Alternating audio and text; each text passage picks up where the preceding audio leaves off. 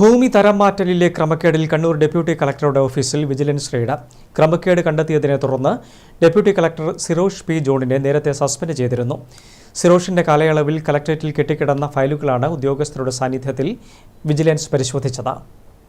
കണ്ണൂർ താലൂക്കിൽ ഭൂമി തരംമാറ്റവുമായി ബന്ധപ്പെട്ട ഫയലുകൾ പൂഴ്ത്തുന്നതായ പരാതി വ്യാപകമായതിനെ തുടർന്ന് റവന്യൂ ഇൻസ്പെക്ഷൻ വിഭാഗം നടത്തിയ പരിശോധനയിൽ ഫയലുകൾ കെട്ടിക്കിടക്കുന്നതായി കണ്ടെത്തിയിരുന്നു. ഇതിൽ ഏപ്രിൽ 30-ന് റവന്യൂ വിഭാഗം additional secretary deputy collector Sirosh P ജോണിനെ അന്വേഷണ വിധേയമായി സസ്പെൻഡ് ചെയ്യുകയും ചെയ്തിരുന്നു. ഇതിലാണ് വിജിലൻസിന്റെ തുടരന്വേഷണം നടക്കുന്നത്. അന്വേഷണത്തിന്റെ ഭാഗമായാണ് ഡെപ്യൂട്ടി കളക്ടർ RRന്റെ കണ്ണൂർ കളക്ടറേറ്റിലെ ഓഫീസിൽ വിജിലൻസ് റെയ്ഡ് നടത്തിയത്. വിജിലൻസ് CI സുനിൽകുമാറിന്റെ നേതൃത്വത്തിലായിരുന്നു റെയ്ഡ്. ക്രമക്കേടിൽ സിറോഷ് പി ജോൺ ഒഴികെ മറ്റു ഉദ്യോഗസ്ഥർക്ക് പങ്കില്ല. ജോലിഭാരം കാരണമാണ് ഫയൽ കെട്ടിക്കിടന്നതെന്നാണ് സിറോഷ് പി ജോൺ നൽകിയിരുന്ന വിശദീകരണം. എന്നാൽ മറ്റു താലൂക്കുകളിൽ ഇത്തരം പ്രശ്നങ്ങൾ കണ്ടെത്തിയില്ല. സിറോഷ് പി ജോൺ കണ്ണൂരിൽ നിന്നും സ്ഥലമാറ്റത്തിന് ശ്രമിച്ചിരുന്നു.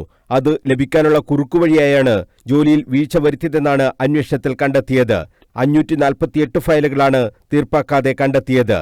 ഈ ഫയലുകളിലാണ് വിജിലൻസ് പരിശോധന നടക്കുന്നത്. ഇതുമായി ബന്ധപ്പെട്ട അന്വേഷണം തുടരുകയാണെന്ന് വിജിലൻസ് അറിയിച്ചു. News bureau, Kannur.